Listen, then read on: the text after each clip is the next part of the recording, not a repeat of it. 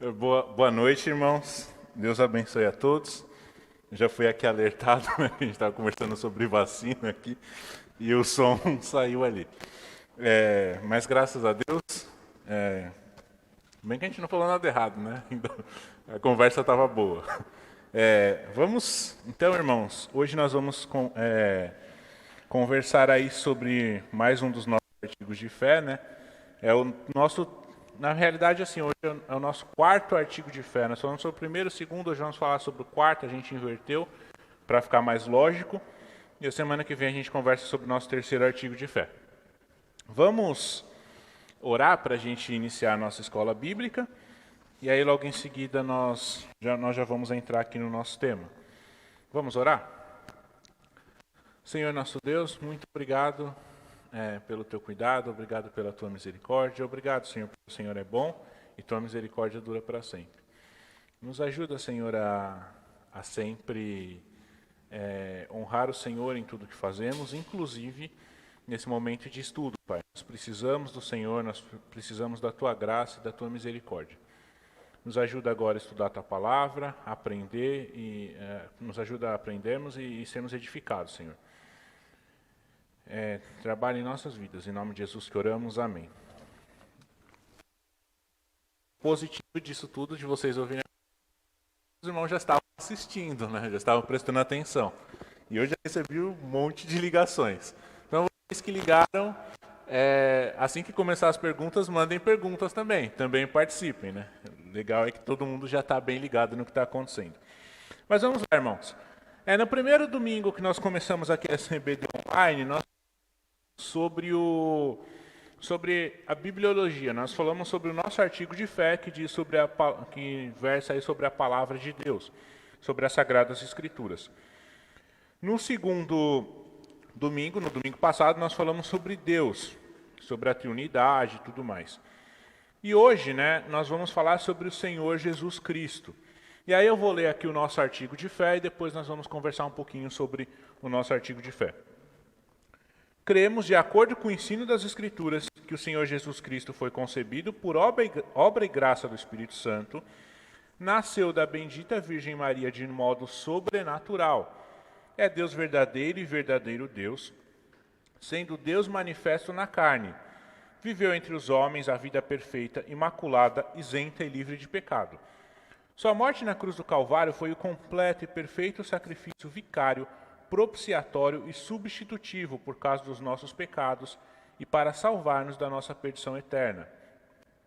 Sua morte não foi morte de um mártir, mas de uma vítima oferecida voluntariamente para Deus Pai em lugar do pecador, como o Cordeiro de Deus que tira o pecado do mundo. Foi sepultado após haver morrido na cruz do Calvário e ao terceiro dia ressurgiu dentre os mortos, subiu ao céu. Voltará a esse mundo para restabelecer o seu reino milenar. Sua vinda para arrebatar a igreja será iminente, pessoal, pré-tribulacional e pré-milenar. Vamos lá então, irmãos. O nosso artigo de fé hoje diz especialmente sobre o Senhor Jesus Cristo e sua obra. E nós vamos aí tentar estudar, ainda que de maneira breve, sobre o Senhor Jesus Cristo e sua obra. Primeira coisa aqui que é extremamente importante, quando nós lemos aqui nosso artigo de fé, nós acreditamos que o Senhor Jesus Cristo foi concebido por obra e graça do Espírito Santo e ele nasceu da bendita Virgem Maria de modo sobrenatural. E ele é Deus verdadeiro e verdadeiro Deus. Então, basicamente o que nós lemos aqui nessa primeira grande declaração do nosso artigo de fé é que nós cremos nas duas naturezas de Jesus Cristo. Nós cremos que Jesus Cristo era totalmente homem, Jesus Cristo era totalmente Deus, e essas duas naturezas estavam em plenitude e integridade, fazendo parte, compondo a pessoa de Jesus Cristo. Essas duas naturezas, elas são organicamente e indissoluvelmente unidas, sem, no entanto, dar origem a uma terceira natureza. Isso é importante frisar. Nós não estamos falando aqui de uma espécie de um semideus, como tinha na mitologia grega ou algo assim. Nós estamos falando de um Deus e perfeitamente homem. Antes de entrar nesses assuntos, nós vamos entrar de maneira um pouco mais completa daqui a pouco, mas seria interessante nós frisarmos aqui algumas questões. Primeira coisa, né, nós acreditamos que o verbo pré-existente se tornou carne. Então nós acreditamos que Jesus Cristo sempre foi. Jesus Cristo sempre existiu. Vamos abrir as nossas Bíblias? Deixa eu pegar a Bíblia aqui. Em João, capítulo 1, versículo 14.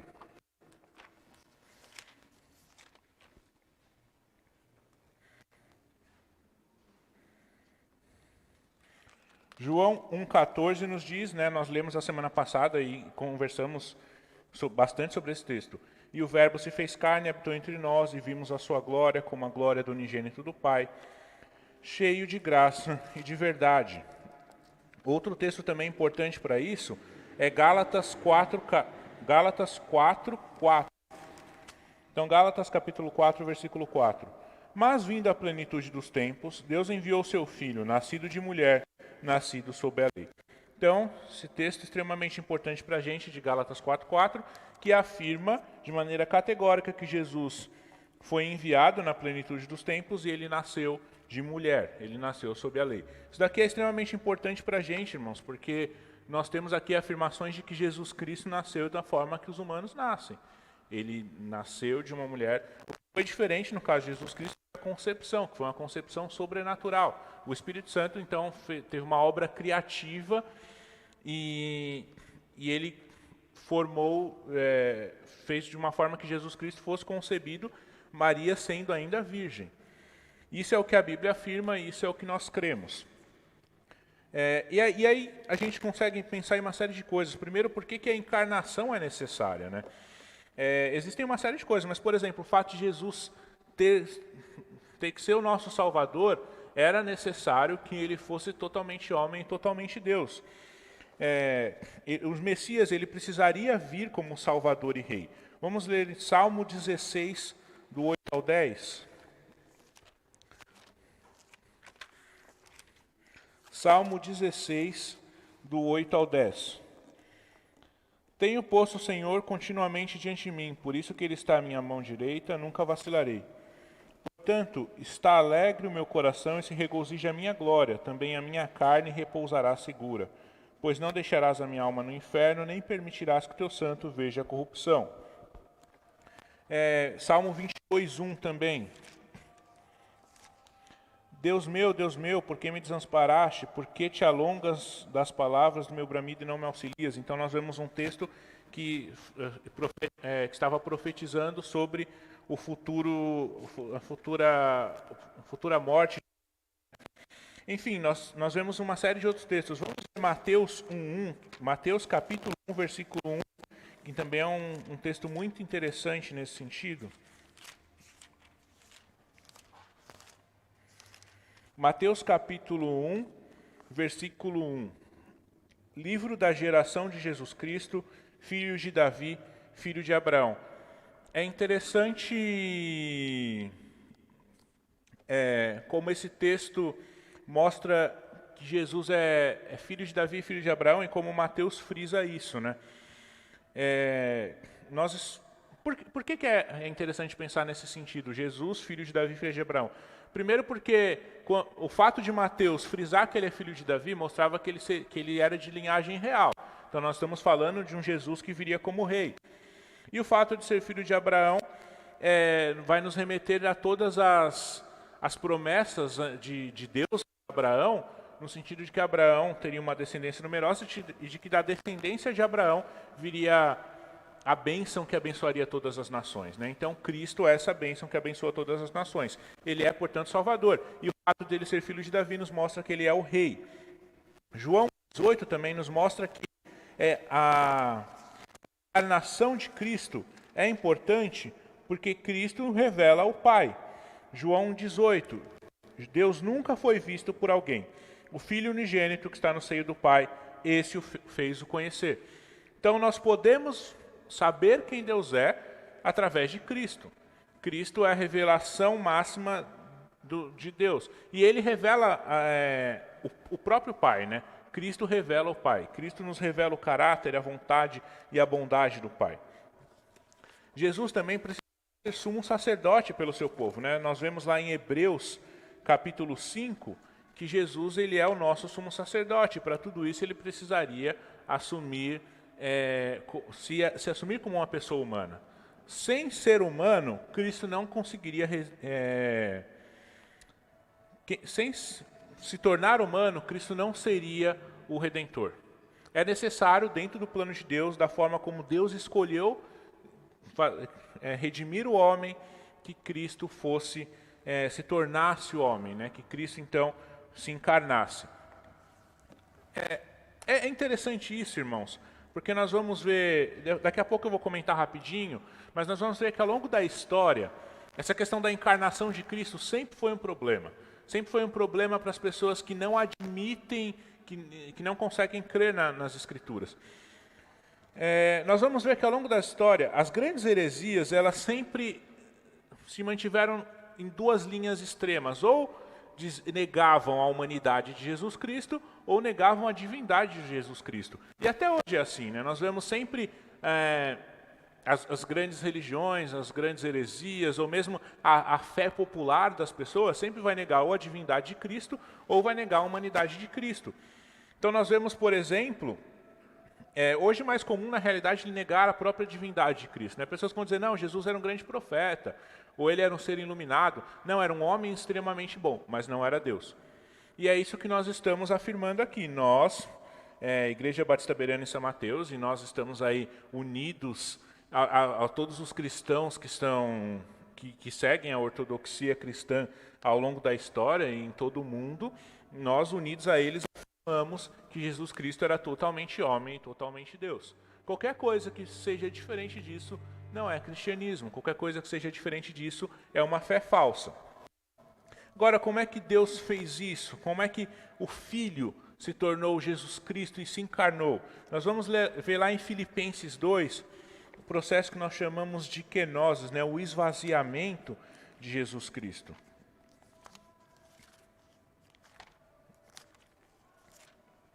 Filipenses capítulo 2. Vamos ver do versículo 5 até o 11. De sorte que haja em vós o mesmo sentimento que houve também em Cristo Jesus, que sendo em forma de Deus, não teve por usurpação ser igual a Deus, mas aniquilou-se a si mesmo, tomando a forma de servo, fazendo-se semelhante aos homens.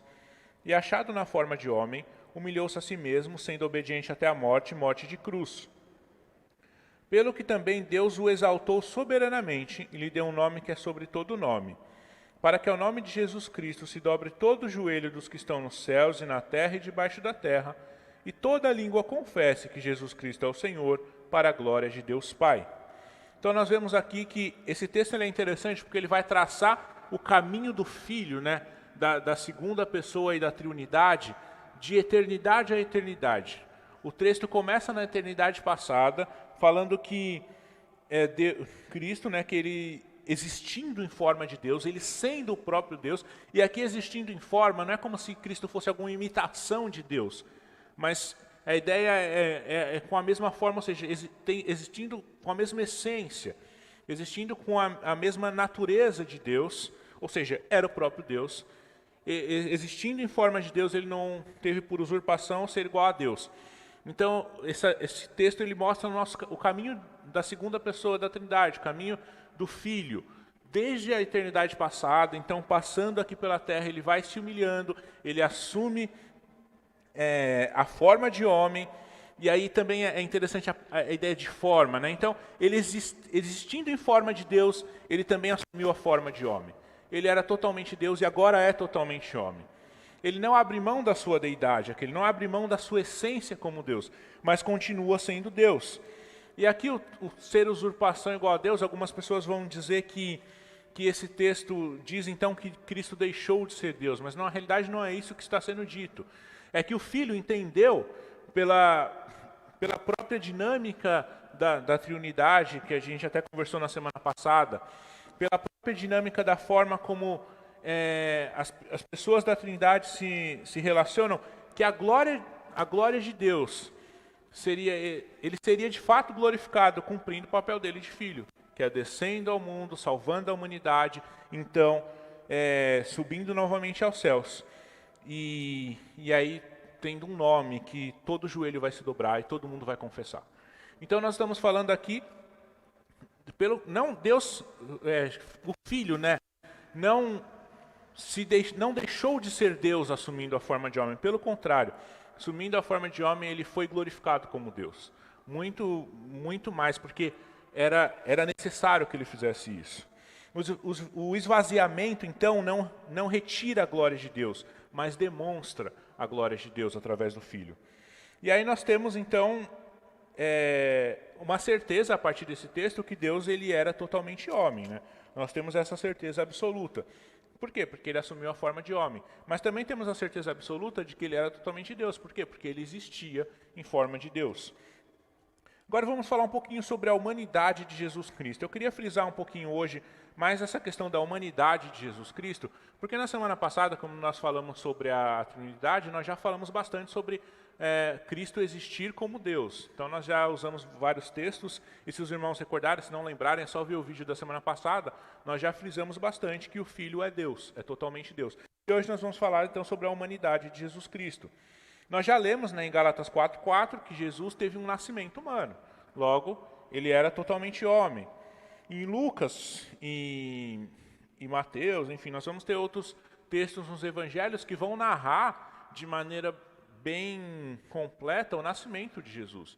Então nós vemos o texto frisando que Maria estava grávida, o texto frisando que ela nasceu, que Jesus nasceu, o texto frisando que tiveram testemunhas de que Jesus nasceu. Então nós vemos, por exemplo, os próprios pastores, que eles devem ter chegado ali junto a Cristo não muito depois do nascimento de fato, né? Eles foram avisados na mesma noite.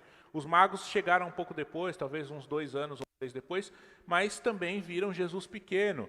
Lucas 2:52, vamos ler rapidinho lá, é um texto que é muito legal, porque ele vai falar sobre o próprio desenvolvimento de Jesus enquanto ser humano.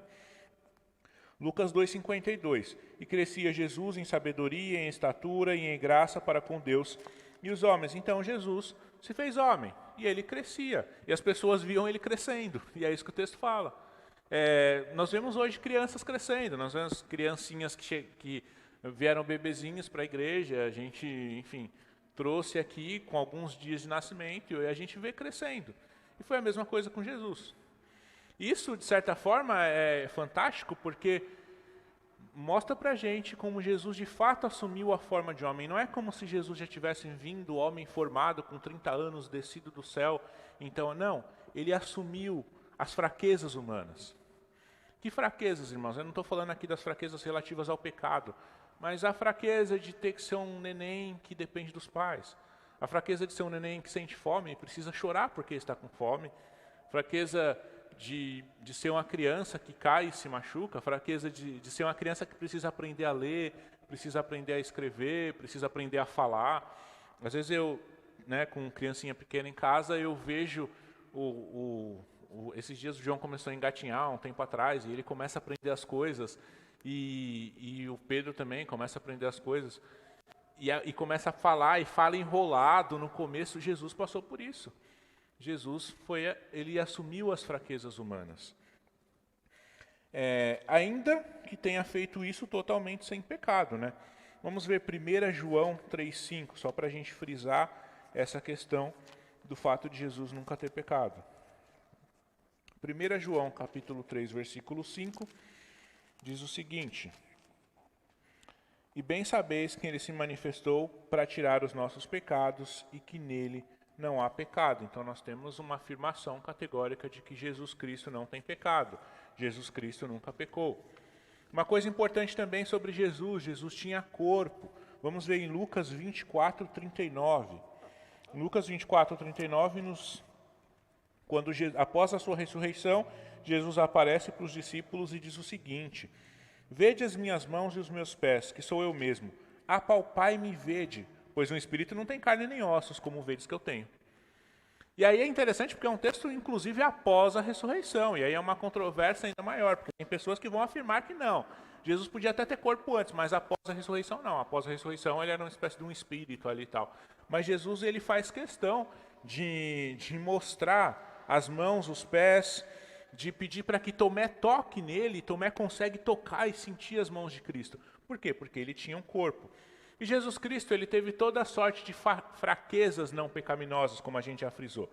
Jesus Cristo sentiu fome, Jesus Cristo sentiu sede, Jesus sentiu sono.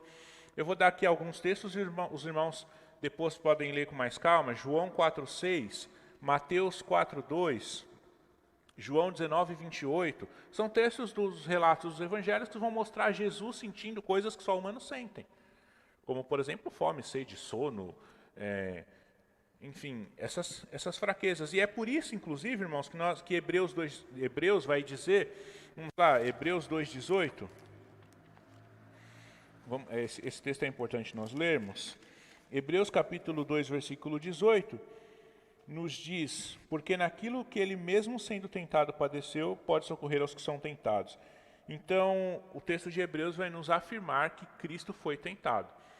Mas aí existe algo que nós precisamos resolver, né? Porque o texto de Tiago vai nos dizer que Deus não pode ser tentado, que Deus não tenta ninguém. Mas aqui nós vemos no livro de Hebreus o autor dizendo que Cristo foi tentado. Na realidade, essas tentações de Hebreus, elas são as tentações advindas das fraquezas humanas, não advindas dos pecados, né? Então, por exemplo, quando Jesus estava no deserto e o diabo então vai ao encontro de Jesus sabendo que ele estava com fome, e ele fala, olha, transforma essas pedras em pães. Ali era uma tentação que tinha a ver com alguma fraqueza humana, não com o pecado de Jesus. Jesus, sendo homem, ele teve fome. E diante da fome, diante das fraquezas humanas em geral, Jesus era tentado, como nós somos tentados também, a escolher entre o certo e o errado. A escolher entre a glória do Pai ou o que não era correto, ou a não glorificar o Pai. E Jesus sempre, por isso que nós sabemos que ele não tem pecado, ele sempre escolheu a glória do Pai. Mas aí essa questão das tentações é importante, né? A gente também tem que diferenciar entre tentação e provação, mas isso é uma discussão um pouquinho mais profunda. De repente a gente pode até entrar aqui na parte das perguntas, mas o principal quando Hebreus diz que Cristo foi tentado em todas as coisas, ele está dizendo em tentações relativas a fraquezas humanas, não a questões pecaminosas, tá, irmãos? E aí sobre a divindade de Cristo, nós já temos aqui na semana passada nós já discorremos bastante sobre isso. Então acho que a gente não precisa falar sobre isso exatamente de novo. A única coisa que eu gostaria de frisar é exatamente o texto de João, capítulo 1, versículo 1, que é possivelmente o melhor texto que nós temos, o texto mais claro nas Escrituras, que provam que Jesus Cristo era Deus. Então o verbo se fez carne, habitou entre nós, né? No princípio era o verbo era Deus, o verbo estava com Deus e o verbo era Deus. Então nós vemos aí uma afirmação muito clara de que a palavra, o verbo, Jesus Cristo, né, o nosso Salvador, era Deus. E, frisando mais uma vez, irmãos, as duas naturezas de Cristo, elas estão indissoluvelmente juntas em uma única pessoa. Então nós temos uma pessoa e duas naturezas, tá? Nós não temos duas naturezas e duas pessoas. Não é como se Jesus vestisse capas e de repente virasse Deus e depois virasse homem. Não tem a ver com isso. Tem a ver com ele ser totalmente homem e totalmente Deus e ser apenas uma pessoa, o Filho, Jesus Cristo. E falando agora um pouquinho sobre a obra de Jesus Cristo, que nós também frisamos aqui no nosso artigo de fé, nós dizemos que ele é o nosso Salvador, né, que ele viveu uma vida perfeita e ele foi o completo e perfeito sacrifício vicário, propiciatório e substitutivo por causa de nossos pecados e para salvar-nos da perdição eterna. Sua morte não foi morte de um mártir, mas de uma vítima oferecida voluntariamente por e para Deus Pai, em lugar do pecador, como o Cordeiro de Deus que tira o pecado do mundo. Foi sepultado após haver morrido na cruz do Calvário e ao terceiro dia ressurgiu dentre os mortos. Então nós vemos aqui a obra de Cristo, né? Primeiro, a morte de Cristo foi uma morte vicária. O que é a morte vicária? Ela foi no lugar de outra morte, né? Isso daqui é um termo extremamente importante para a gente entender, porque nós acreditamos que a morte de Cristo ela foi uma morte vicária, nós acreditamos que foi um sacrifício propiciatório, né, e substitutivo. Então esses três termos são importantes, vicário, propiciatório e substitutivo. Ou seja, o que é vicário? Foi no lugar de outra pessoa. O que é propiciatório? No sentido de satisfazer a justiça de Deus, de certa forma, e também de expiar o pecado, né? E por fim, a morte foi substitutiva. substitutivo. Então nós vemos aqui essa questão mais legal mesmo da morte de Cristo. Nós vemos que Cristo morreu no nosso lugar porque a nossa pena era uma pena de morte, então ele teve que pagar essa pena por nós. Vamos abrir em João 8,46.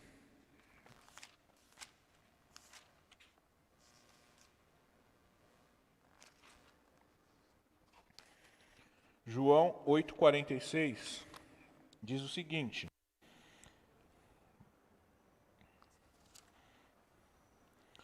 mas vamos ler do 45 em diante. Mas porque vos digo a verdade, não me credes? Quem dentre vós me convence de pecado? E se vos digo a verdade, por que não credes? Quem é de Deus escuta as palavras de Deus, por isso vós não escutais, porque não sois de Deus. E aí depois o versículo 51, em verdade vos digo que se alguém guardar a minha palavra, nunca verá a morte. E aqui Jesus Cristo está falando então a respeito da sua obra, mas no sentido de livrar o homem da morte eterna. 1 Coríntios 5, 7...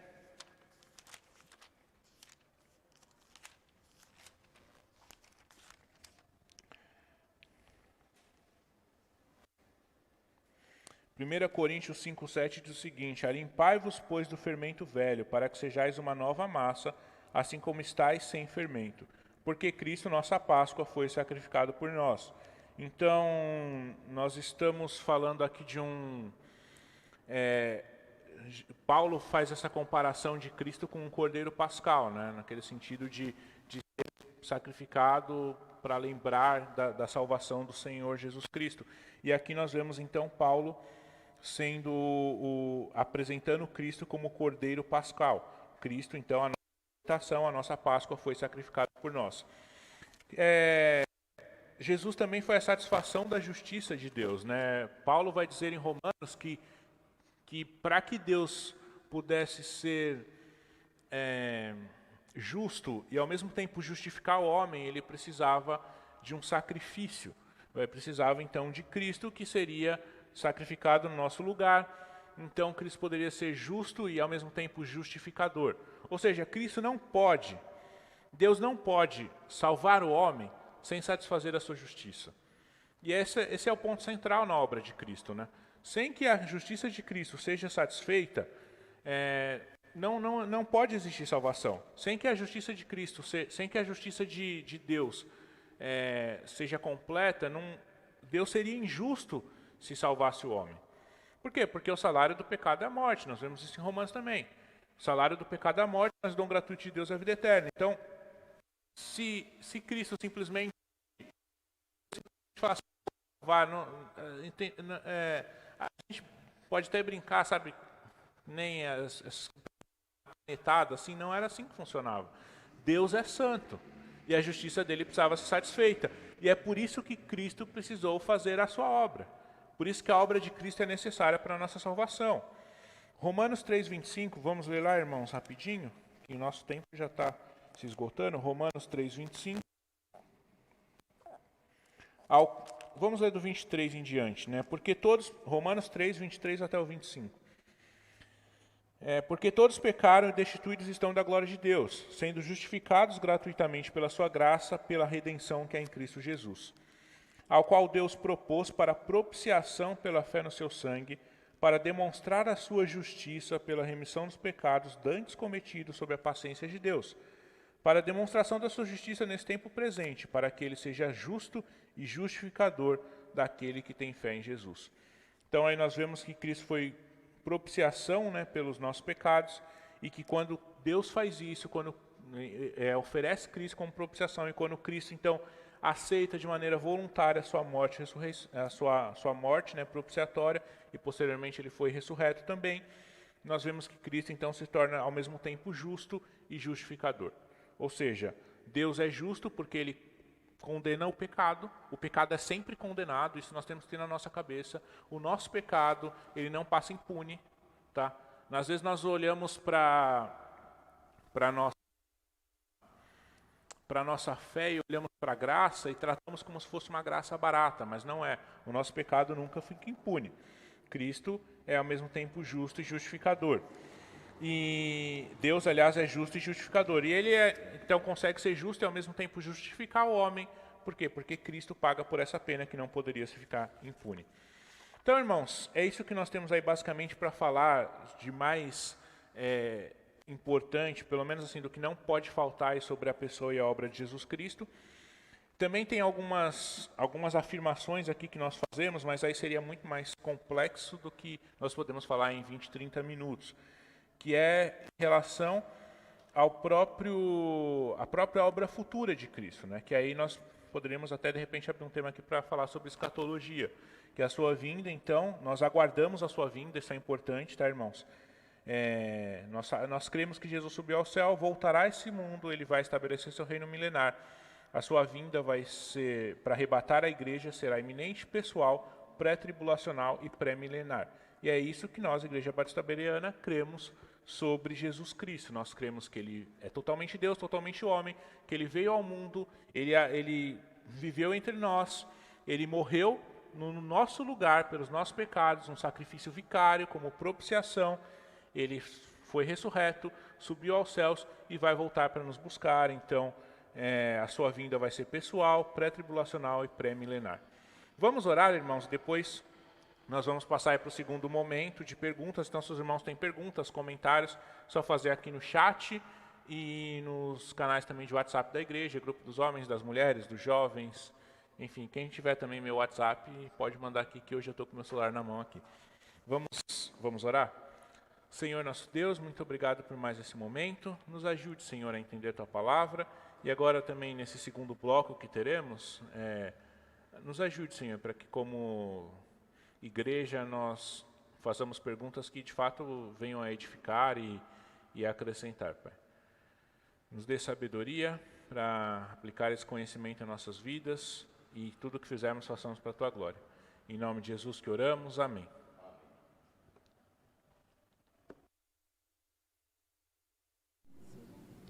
Boa noite, irmãos. Nós gostaríamos de convidá-lo a louvar e adorar conosco. Vamos cantar a Esperança da Glória.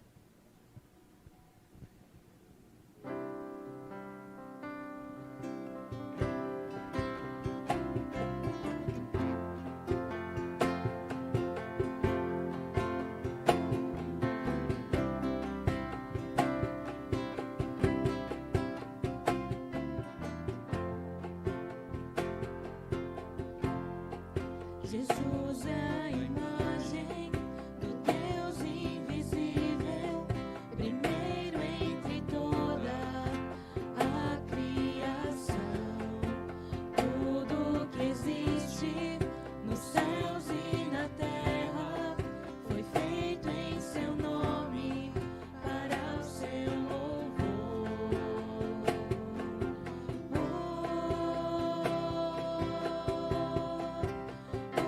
oh, oh.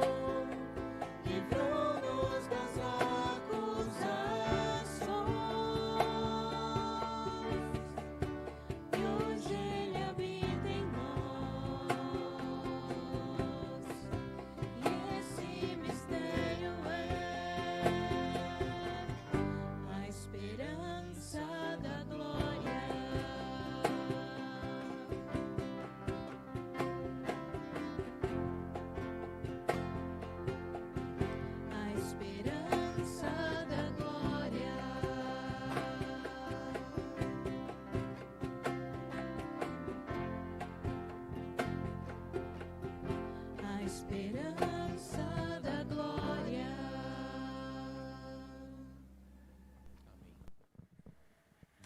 Boa noite, então voltamos aqui agora no nosso segundo bloco para aí conversar sobre responder as perguntas, ou pelo menos tentar responder as perguntas, né, dos irmãos e os comentários dos irmãos também.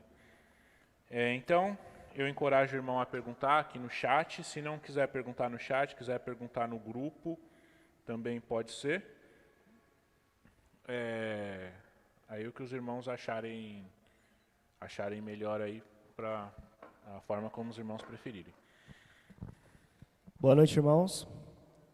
Vamos iniciar aqui com a nossa primeira pergunta. E eu vou colocar aqui a pergunta do nosso irmão Isaías. Como explicar: Abraão viu os meus dias e se alegrou? Como explicar: Abraão viu os meus dias e se alegrou? Que a gente estava até... Pode tirar a máscara, pastor, só para sair melhor o som. Boa noite, queridos irmãos. A teologia ela é muito dinâmica, e como nós vemos, o nosso Deus, Deus único, todo-poderoso, ele se manifestou de várias maneiras, né? A teofania e tudo mais. E vamos lembrar que no Primeiro Testamento, né, quando Deus chama Abraão, não foi uma única pessoa da triunidade.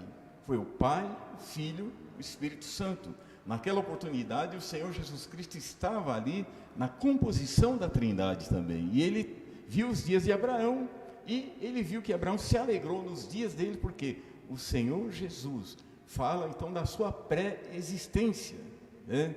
Então, de uma maneira muito especial, a gente vê a transcendência e tudo mais que concerne a pessoa do Senhor Jesus Cristo. Ele existiu e sempre existiu, e existia antes da fundação do mundo, né? Eternidade passada, nós vemos a existência de um Deus triuno, né? Pai, Filho e Espírito Santo, do qual Abraão teve a oportunidade de se alegrar naqueles dias, porque o Deus de Abraão, Isaac e Jacó sempre foi o Deus triuno, Pai, Filho e Espírito Santo. Nesse texto, aliás, né, quando Jesus diz para os judeus, né, Abraão, vosso pai, exultou por ver meu dia, e viu e alegrou-se.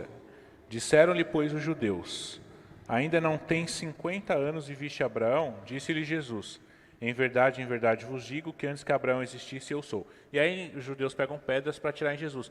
Então, na realidade, o que Jesus está falando é que ele esteve sim com Abraão, porque... E ele usa essa forma de falar, né? Eu sou. Eu sou tinha uma conotação toda especial. Significava que ele é Deus. Né? Ele falou, eu sou Deus, eu sou. E os judeus entenderam isso. Tanto é que pegaram pedras para atirar logo em seguida, né? Temos aqui outra pergunta da nossa irmã Sara. Ela pergunta a respeito da quenosis, e ela diz: como aconteceu a quenosis de Jesus? Foi um esvaziamento completo?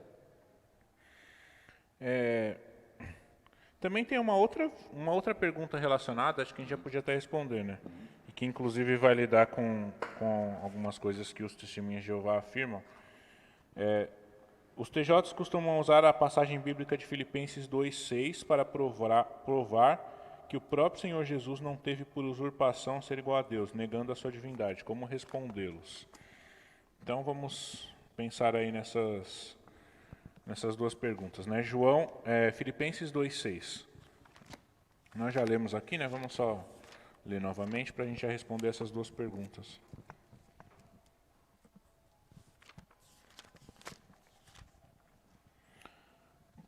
Pois ele, subsistindo, né, em forma de Deus, não julgou como usurpação o ser igual a Deus. Agora vamos lá, a quenosis foi um esvaziamento completo? Eu acho que aí tem que fazer algumas considerações, né? Primeiro, quando a gente fala em esvaziamento completo, a gente não está dizendo que Cristo abriu mão da sua essência como Deus.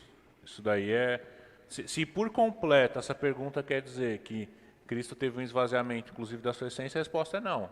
Ele nunca deixou de ser Deus. Nunca deixou de ser Deus. Agora, se por completo quer dizer que ele abraçou totalmente a humanidade, então sim, isso é verdade, ele abraçou totalmente a humanidade. Até o termo teológico, né, a união hipostática, ele era 100% homem e 100% Deus. Isso tem que ser frisado para que não haja dúvidas, né, e nem um equívoco de achar que ele abriu mão da sua própria deidade, né, de compor a triunidade. Sim. E aí, em resposta a essa questão aí que foi colocada também, dizendo que esse texto é usado para dizer que Jesus não teve por usurpação, então ele abriu mão da deidade. Eu acho que eu até já dei uma passada por cima aqui quando ele estava na parte da aula, mas a ideia aqui não é que Cristo abriu mão da sua deidade, mas que Cristo abriu mão do fato de estar ao lado do Pai, nos céus, mas essa humilhação de Cristo fazia parte da glória dele. E todo o caminho que ele passa, né, se tirar esse texto de todo o contexto, talvez você vai entender algo errado, mas o texto tem um contexto que está mostrando que ele estava em um determinado lugar, é um texto mostrando a trajetória de Cristo nessa kenosis, né? E aí a kenosis não é um evento específico, mas é toda essa trajetória. Cristo se torna homem, então ele se torna assunto aos céus, e o texto, aliás, esse texto, se for usado fora de contexto, você termina com Cristo abrindo mão, mas na realidade esse texto, na completude, ele termina mostrando Deus exaltado, mostrando Cristo exaltado como Deus. O texto fala muito da obra de Cristo, né? Como ele mostra a eternidade dele e como ele não deixou de ser Deus, né? Ele veio em forma humana para cumprir um propósito específico. E o texto, como Paulo disse, termina com ele sendo exaltado por Deus. E não houve qualquer aspecto dele deixar de ser Deus. E porque senão não seria cumprido totalmente a lei, porque ele seria um pecador. E Deus, é claro, absoluto, que ele e o Pai são um também, a indivisibilidade, né? Não há qualquer possibilidade dele deixar de ser Deus, mesmo que momentaneamente, mesmo que ele tivesse poder de deixar e depois voltar, não, ele sempre foi Deus. E a obra salvífica, a obra vicária, né, incluiu ali um homem 100% Deus, 100% homem, porque ele tinha que cumprir e cumprir de uma maneira sem pecado. A Bíblia diz sem pecado, e não haveria nenhuma possibilidade de Cristo ser somente 100% humano, teria que ser 100% Deus para caracterizar. E a razão maior ainda nós vemos a encarnação dele, por isso que não teve pais humanos, para que não houvesse qualquer resquício sequer de pecado. Ele era 100% Deus e 100% homem. E só para ler o último versículo aqui desse trecho, né, que começa em Filipenses 2:5 e vai até Filipenses 2:11. E toda língua confesse que Jesus Cristo é Senhor, para a glória de Deus Pai. Aqui Senhor a gente está vendo com letra maiúscula, então é uma tradução que vai mostrar que a gente está falando de fato que toda língua confessa que Jesus é Deus. Exatamente. Então o texto não está de forma alguma afirmando que Jesus não é Deus, muito pelo contrário, está afirmando a deidade de Cristo. Reforça. Se o irmão tiver mais perguntas, podem mandar nos grupos e também no chat do YouTube. Durante a aula, Paulo frisou, né, o Senhor Jesus Cristo fazendo a obra redentora, e uma coisa que nos chama a atenção, né, o Senhor Jesus Cristo, ele veio oferecer o quê? O sacrifício que satisfez a justiça de Deus. Agora nós temos que lembrar de uma coisa: o Senhor Jesus Cristo veio numa condição diferente. Ele não veio como um sacerdote levítico. O sacerdócio dele era o quê? Era um sacerdócio segundo a ordem de Melquisedeque, né? E um diferencial também, porque ele não veio na condição. O próprio sacerdote, antes de entrar no santuário, ele tem que fazer o sacrifício por ele mesmo, né? E Cristo, ele vem segundo a ordem de Melquisedeque, e ele entra com toda a autoridade e faz aquele sacrifício oferecendo a si mesmo, e não tendo que fazer purificação nenhuma, porque ele era puro, e ele foi como um cordeiro mudo, sem pecado, oferecido, né, em favor, vamos dizer assim, de muitos, né, dentro da predestinação e tudo ali. Você não fala que todo mundo vai ser salvo, foi salvo. Deus amou o mundo de tal maneira e tal, para que todo aquele que nele crê. Aí a gente já vê um filtro. Não são todos, né? E a Bíblia mostra de uma maneira bem clara que o Senhor é claro, Ele quer salvar a todos, mas a resposta, aí vem no aspecto teológico, a resposta vem do próprio Espírito Santo convencendo o homem do pecado, da justiça e do juízo. Então, não depende simplesmente do homem enxergar, é por isso que Cristo é a justiça nossa, mas é visto com os olhos da fé. Nem todo mundo consegue enxergar isso, né? Por isso que ele veio para o que era seu, os seus não receberam, mas a todos quanto o receberam. Isso é aqueles que foram iluminados pelo Espírito Santo. Foram feitos filhos de Deus. É até interessante ter entrado nesse assunto do sacerdócio de Cristo, porque nós entramos naquela parte dos 3 ofícios de Cristo, né, dentro da teologia. E além de sacerdote, como o pastor citou, Cristo também é profeta e também rei, né, que eram as 3 funções mais importantes no reino de Israel. Então, como profeta, Jesus ele revelou o Pai a todos nós, e ele é considerado rei também, porque ele é rei sobre a igreja e também sobre todo o universo, assim como Deus o exaltou. Muito bom. Temos mais uma pergunta aqui. De forma geral, como Cristo é descrito no Antigo Testamento? A obra de Cristo é revelada no Antigo Testamento? Teofania, né? As aparições do Senhor Jesus Cristo, e fazendo, às vezes, uma obra seletiva, né? Ele aparecia de forma seletiva a algumas pessoas, especificamente. Então, no Primeiro Testamento, ele apareceu sim, né? O anjo do Senhor, muitas vezes, é caracterizado como uma aparição do Senhor Jesus Cristo no Primeiro Testamento. E em relação à obra de Cristo, até no proto-evangelho, né, Gênesis 3,15, quando a gente vê ali Deus falando com Adão e Eva, e aí ele faz uma promessa, né? Porém, inimizade entre ti e a mulher, entre a tua descendência e o seu descendente, este te ferirá a cabeça e tu lhe ferirás o calcanhar. A partir dali já começou a se criar uma expectativa da descendência que viria para esmagar a cabeça da serpente. Então, se existe alguma forma como... talvez o judeu daquela época não tenha entendido exatamente todos os termos da redenção, né? Eles esperavam talvez pelo menos na época de Jesus, uma redenção que fosse nacional já naquela época, né? Mas desde o Antigo Testamento nós já vemos essa promessa de uma redenção que viria. E essa redenção viria em Cristo, né?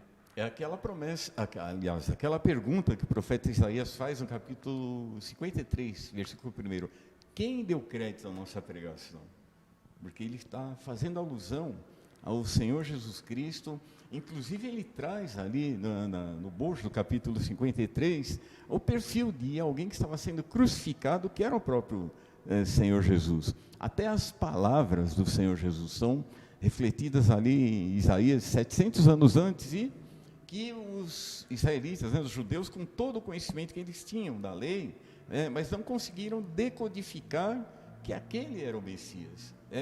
O Salmo 22, que você leu também, né, versículo 1, quando fala lá, Deus meu, por que me desamparastes? Né? Palavra do Senhor Jesus Cristo, o Messias, né, na cruz do Calvário, e citado até por ocasião da crucificação. João escreve ali também, que ele estava citando o quê? O Salmo 22, palavras de Davi.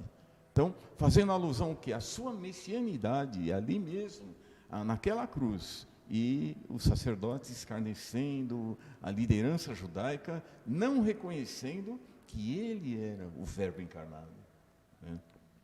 É interessante ver esse desenvolvimento da promessa de Deus, da promessa salvífica de Deus, né, para o seu povo, durante todo o Antigo Testamento, né? E até também nós temos no livro de Pedro, na 1 Pedro 1, versículo 10, que os próprios profetas eles já falavam dessa salvação. Ele diz assim: foi a respeito dessa salvação que os profetas que falaram da graça destinadas a vocês investigaram e examinaram, procurando saber o tempo e as circunstâncias para os quais apontava o Espírito de Cristo, que nele estava, quando lhes predisses os sofrimentos de Cristo e as glórias que se seguiria àqueles sofrimentos. Então a gente vê que os próprios profetas já falavam sobre isso. E o termo usado aqui é o quê? Espírito de Cristo, teofania. Sim. Né? Sim. Tem uma outra pergunta aqui também. Por que Jesus é chamado de Filho do Homem se ele é Deus? Aí acho que a gente pode ter a explicação em duas linhas. Primeiro, normalmente o evangelho que vai se referir a Jesus como Filho do Homem, normalmente é o evangelho de Lucas, né? Praticamente todas as... Eu não sei se tem fora de Lucas, mas se tiver é bem pouco, né? Mas normalmente é no evangelho de Lucas que usa essa expressão. Isso daí tem a ver, na realidade, com duas coisas, né? Primeiro que Lucas, né, ele vai frisar bastante aí o evangelho de Lucas, ele é um evangelho que tem um foco um pouco diferente. Se você for pensar no evangelho de Mateus e de Marcos, o evangelho de Mateus, por exemplo, ele é escrito focado mais em judeus, que precisavam aprender que Jesus era o Messias. Lucas, ele estava escrevendo um texto muito para os helenistas, para gregos, de forma geral, que tinham essa cultura de entender, então, o homem perfeito. Então, Jesus, ele é apresentado como o homem perfeito. Exatamente. Então, ele é o Filho de Deus, sim, ele é Deus, sim, mas aí tem a ver mais com a retórica e a forma como Lucas vai apresentar Cristo no seu evangelho, né? E quem era o endereçado, né? Quem que Lucas fala tanto no seu evangelho como no livro de Atos, né? O Teófilo, né? Uma pessoa que era de origem grega, né? Uma pessoa que tinha essa conotação de entender Jesus Cristo como um homem perfeito. E Lucas fala teologicamente que Cristo era realmente o Salvador, o Senhor, o homem perfeito, aquele que veio e cumpriu a lei, né? Cumpriu todos os requisitos na sua obra salvífica. Então o Teófilo, né, que tanto o livro de Atos como o Evangelho de Lucas nós vemos aqui, Lucas conseguiu transmitir, né, através do Espírito Santo ao Teófilo e aos demais, né, porque esse aqui atinge diretamente aquelas pessoas que tinham a cultura grega um pouco diferente, né? Mateus é escrito diretamente para os judeus, João realmente ele retrata Cristo como o Filho de Deus, uma outra conotação também, mas os evangelhos, a gente vê também a harmonia, né, dos evangelhos, e a gente vê João como destaque, porque João trata Jesus exatamente como Filho de Deus, cumprindo o quê? A obra redentora, a obra salvífica, né, que nós estamos colocando aqui. Mas Lucas é especificamente falando de Jesus como o homem perfeito, que ele veio e pagou, cumpriu cada requisito que era necessário para ser caracterizado o quê? O homem perfeito que veio e deu a sua vida e pagou realmente, né, como sacrifício perfeito na cruz do Calvário, em favor de cada um de nós. E também só um complemento a respeito dessa questão de Filho de Deus. A gente vê muito isso no livro de Lucas e tem até uma certa associação com o livro de Daniel, porque o Filho de Deus era alguém que era considerado Deus e tinha a autoridade dada por Deus, né? Quando nós vamos no livro de Daniel, por exemplo, capítulo 7, versículo 13 diz: Em minha visão à noite, vi alguém semelhante a um filho de homem, vindo com as nuvens dos céus. Ele se aproximou do ancião e foi conduzido à sua presença. Ele recebeu autoridade, glória e o reino. Todos os povos, nações e homens de todas as línguas o adoraram. Seu domínio é um domínio eterno, que não acabará, e seu reino jamais será destruído. E quando nós vamos para o livro de Lucas... Espera aí que eu estou perdido aqui. O livro de Lucas, quando Jesus ele é levado perante Pilatos ele é levado perante os chefes dos sacerdotes da lei e Pilatos, e o texto diz assim, em Lucas 22, versículo 66. Ao amanhecer, reuniu-se o sinédrio, tanto os chefes dos sacerdotes quanto os mestres da lei, e Jesus foi colocado perante eles. Se você é o Cristo, diga-nos, disseram eles. Jesus respondeu, se eu vos disser, não crereis em mim, e se eu vos perguntar, não me respondereis. Mas de agora em diante, o Filho do Homem estará sentado à direita do Deus Todo-Poderoso. Perguntaram-lhe todos: Então você é o Filho de Deus? Vós está dizendo que eu sou, respondeu ele. Eles disseram: Por que precisamos de mais testemunhas? Acabamos de ouvir dos próprios lábios dele. Então a gente vê uma certa associação com o livro de Daniel. Jesus, ele tomando essa posição de Filho de Deus, e a reação dos líderes da lei, os sacerdotes, ele mostrava uma certa rejeição com isso, porque isso era algo muito grave para eles. Alguém se colocar como Filho de Deus, porque está se colocando como alguém com autoridade sobre todas as coisas. Sim. Tem uma outra pergunta aqui também, irmãos. Cadê? Mateus 27:50 diz: Então Jesus clamou em alta voz novamente e entregou seu espírito. Naquele momento, a cortina do santuário do templo se rasgou em duas partes, de cima até embaixo. A terra estremeceu, rochas se partiram. Por favor, expliquem o motivo pelo qual o véu do templo se rasgou quando Cristo entregou o espírito. O motivo pelo qual o véu do templo se rasgou quando Cristo entregou o seu espírito.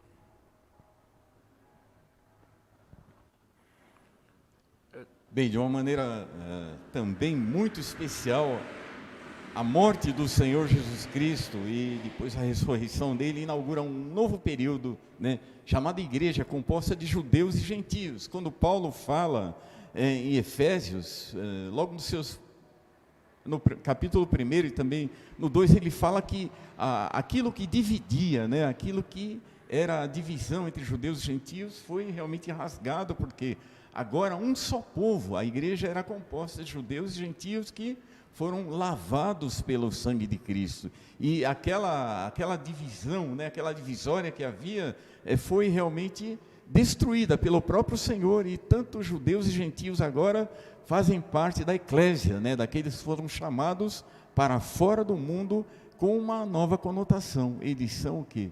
São imitadores de Cristo. Agora são o quê? A igreja do Senhor Jesus Cristo. E não há mais judeus e gentios. Agora a igreja de Cristo, povo que foi convertido pelo sangue de Cristo, né? Através do sacrifício de Cristo, da obra redentora do Senhor Jesus. Então tem a ver com o próprio papel de Cristo como sacerdote, né? Exatamente. Que ele entrou no Santo dos Santos, e então ele agora nós temos um sacrifício definitivo. Então o véu se rasga até como uma simbologia de que agora não é mais necessário esse oferecimento de sacrifícios. Aí em Hebreus 6, 19 e 20, a qual temos por âncora da alma segura e firme, que penetra além do véu, onde Jesus, como precursor, entrou por nós, tendo se tornado sumo sacerdote para sempre, segundo a ordem de Melquisedeque. Então agora nós temos Cristo como nosso sumo sacerdote eterno, e é por isso que o véu do templo se rasgou, porque nós não temos mais essa necessidade de oferecer sacrifícios de tempos em tempos para cobrir os nossos pecados, né? Porque Cristo inaugurou a entrada diretamente a Deus, né? Antes tinha todo aquele protocolo, e você entrega aqui, o sacerdote vai fazer a intercessão. Agora a Bíblia diz que nós podemos diretamente nos dirigir ao Senhor, né? Não tem aquele véu que nos separa, ou nos separava, né? Tem até aquele corinho lá, o véu que separava já não separa mais, porque nós podemos adorar ao Senhor diretamente, sem intermediários, sem sacerdote, sem nada. Cada um de nós hoje é um sacerdote, transformado pelo Senhor, né? Tem mais algum comentário? Tem um comentário aqui do pastor Carlos a respeito de Filipenses 2, sobre aquele assunto da kenosis. Creio que em Filipenses 2 não diz que Jesus esvaziou-se da sua divinidade, nem de seus atributos divinos, mas de suas prerrogativas, sua glória e seus privilégios. Ele voluntariamente ocultou sua glória sob sua natureza humana. Em relação a se esvaziar, quando a gente fala da kenosis de Filipenses 2, esse esvaziamento, existem basicamente aí duas formas aí de enxergar, duas formas igualmente ortodoxas, tá? Não vou falar do que é heresia, porque tem muita heresia. A heresia você acha mais fácil na internet. Então, vamos falar das formas ortodoxas. Uma delas vai dizer que Cristo, ele de fato não usou nenhuma de suas prerrogativas divinas, mas aquelas que, assim, Jesus como Deus foi totalmente santo, tal. Mas, por exemplo, ele não foi onisciente, não foi onipresente. Assim, é uma forma até ortodoxa também, porque vai dizer que Deus ele é totalmente Deus, totalmente homem, certo? Mas ele dependia do Espírito em alguns aspectos. A outra forma também ortodoxa de pensar vai dizer que Deus que Cristo ele ainda sabia de todas as coisas, né? Porque assim, algumas vão, por exemplo, vão tentar lidar com a questão de que Jesus, por exemplo, quando a mulher tocou ele, a mulher tinha fluxo de sangue, ele perguntou, quem me tocou? Ali pode ser só uma questão retórica, mas pode ser também um fato de que ele realmente não sabia quem tinha tocado. Eu estou falando, é algo que tem que lidar, né? Tanto é que na última ceia, né, Jesus fala até quem ia traí-lo, né? Então falando, olha, ele tem os poderes porque ele sabe o que vai acontecer, né? E ao mesmo tempo essa contradição de também poder falar assim, bom, quem me tocou? Ué, será que ele não sabia quem tocou? Também você tem que lidar com o relacionamento que ele tinha com o pai, né? Exato. Ele tinha, em tudo que ele ia fazer, ele sempre estava de acordo com o pai, sempre em oração, sempre buscando fazer tudo de acordo com a vontade de Deus. Essa complexidade só mostra realmente uma coisa, o Senhor Jesus é Deus, né?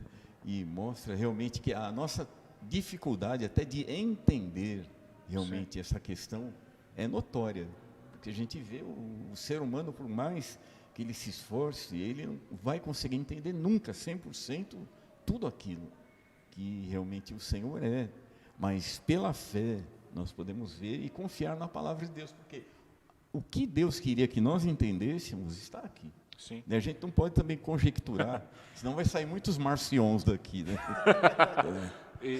E agora, em relação a essa questão da glória, de Jesus abrir mão da glória, João vai dizer que nós vimos a glória dele como a glória do Pai. Então, aí a gente precisa ver o que a gente vai definir como Jesus abriu mão da glória, né? Porque, de fato, Cristo foi glorificado enquanto esteve aqui. Cristo foi... A humilhação de Cristo faz parte da glória dele. Então, e ele é totalmente Deus, inclusive nesse momento. Então, assim, de repente a gente pode dizer que ele abriu mão da glória no sentido mais da glória celeste, de estar sendo servido, tal, nesse sentido. Mas o João afirma de maneira categórica que aqueles que estavam ali convivendo, eles viam a glória do Pai através de Cristo. Certo. Talvez vá ajudar um pouquinho, não tanto, porque aqueles não viram. Mas quando Jesus estava ali sendo preso e Pedro corta a orelha do Malco, lá, né, do criado do sumo sacerdote, o que Jesus fez? Falou, Pedro, guarda sua espada na bainha, por quê? O que ele falou? Se eu quisesse agora, eu oraria ao Pai, ele mandaria o quê ali? Legiões de anjos, e acabaria com tudo ali. Mas ele falou, eu vim para isso mesmo. Mas ele falou que ele tem poder ou não tem? E se ele quisesse, ele poderia invocar. Mas o processo salvífico era o quê? Era o mais importante. Sim. Por isso que o propósito dele era fazer o quê? Glorificar ao Pai e cumprir o quê? Aquele processo salvífico que foi planejado antes da fundação do mundo. Então a gente vê a profundidade e a complexidade dos atos de Jesus, muitas vezes até limitando o seu poder, porque pensando lá na frente em não cumprir a vontade do Pai, aquilo que tinha sido acordado antes da fundação do mundo. Então é importante a gente pensar em todos esses aspectos, não simplesmente Jesus tinha ou não tinha, por que ele fez, por que ele abriu mão, né, de algumas situações, e por que ele curou, porque ele repreendeu demônios numa situação, e na outra, tá, o próprio sacerdote lá que deu um bufetão na cara dele, era o próprio demônio encarnado ali, mas Jesus falou, tinha que cumprir a Escritura ali. Ele tinha que passar por todo aquele processo de humilhação. E aí a gente vai para o quê? Para Filipenses 2. Né? Sendo Deus, não teve por usurpação ser igual a Deus, mas tomando a forma de homem, humilhou-se até a morte e morte de cruz. Né? Sim. Então essa questão da kenosis, né, desse esvaziamento, tem muita, assim, Cristo não perdeu seus atributos, Exato. Cristo não perdeu seu poder, Cristo não perdeu sua glória, mas ele abriu mão em alguns momentos de usar. Ele se autolimitou. Exatamente. Ele se Um limitou. fato que confirma isso é quando ele perdoa os pecados de um homem, né? E ele fala, para mostrar que eu tenho poder para perdoar pecados, ele cura aqui um homem Sim. para confirmar aquilo. E os fariseus ficaram todos bravos, todos revoltados com isso, porque só Deus tem esse poder de perdoar pecados. Sim. E ele fala, levanta, toma. Da mesma forma, assim, eu não sei se ficou claro na parte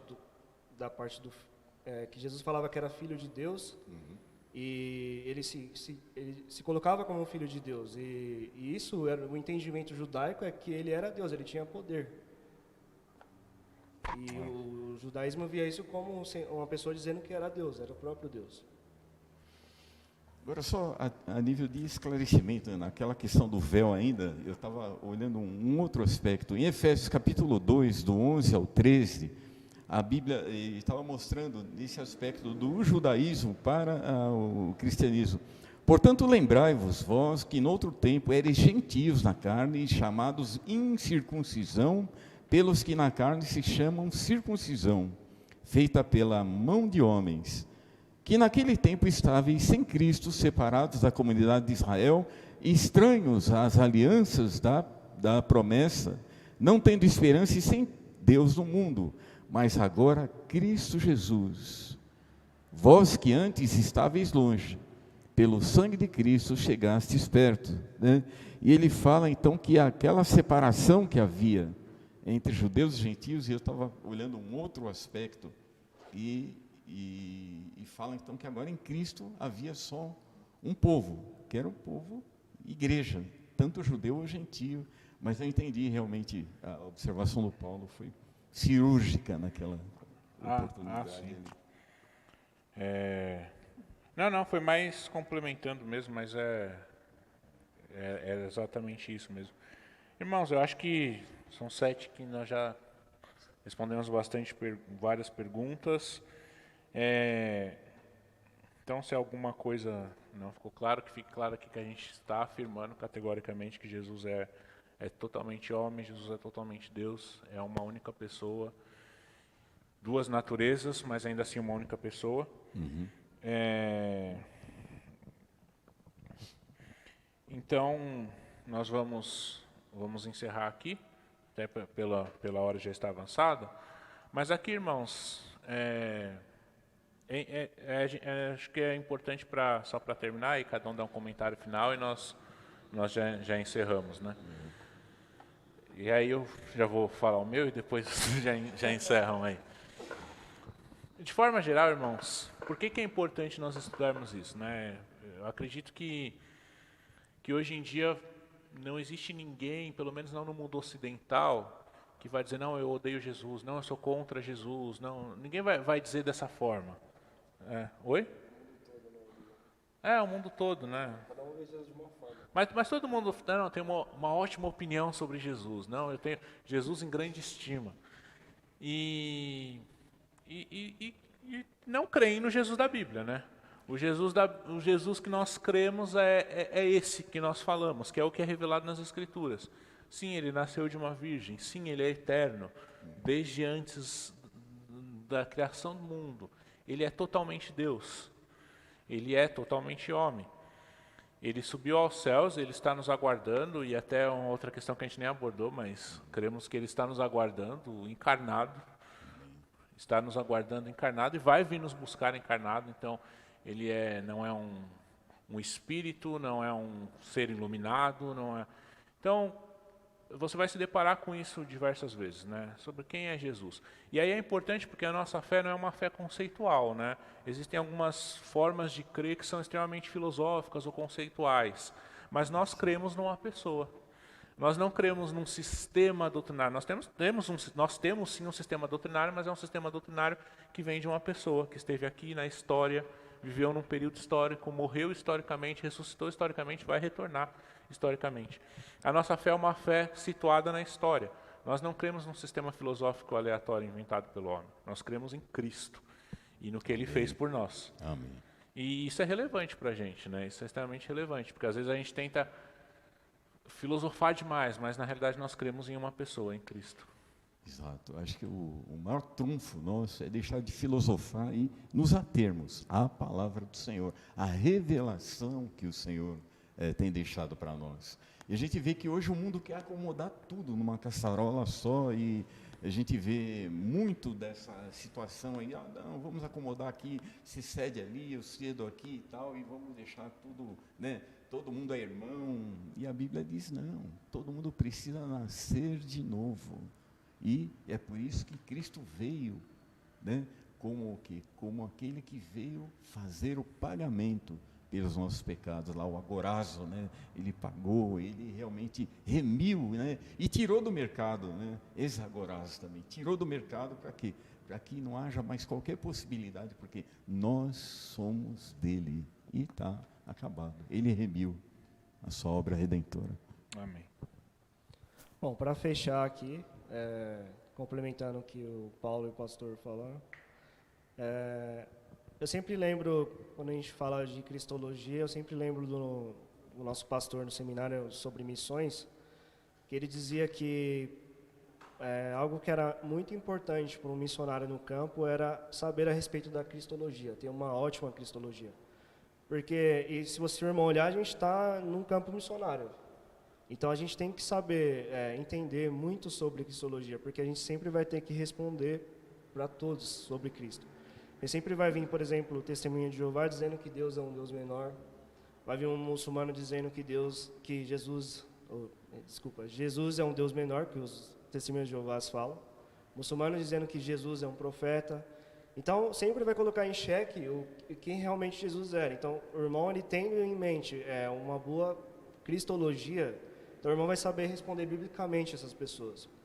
Não de uma forma de debate, não para debater e querer saber mais do que esse, mas para mostrar biblicamente quem realmente era Cristo e o que ele veio fazer aqui nesse mundo.